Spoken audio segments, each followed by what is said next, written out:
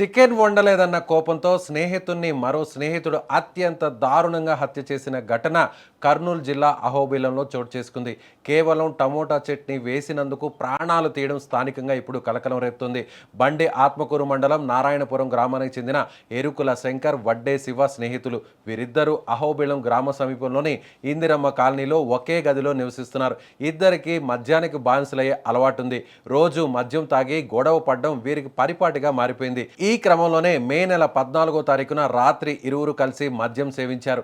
ఆ సమయంలో చికెన్ వండాలని శివ తన స్నేహితుడు శంకర్కు చెప్పాడు. అయితే శంకర్ చికెన్ వండకుండా టమోటో చట్నీ తయారు చేశాడు. దీంతో శివ తీవ్ర ఆగ్రహానికి లోనయ్యాడు.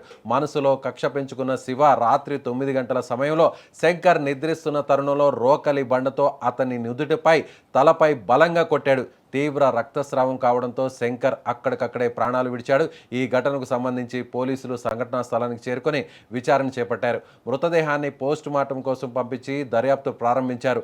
అనంతరం పరారైన నిందితుడు శివ కోసం పోలీసులు గాలింపు చేపట్టారు.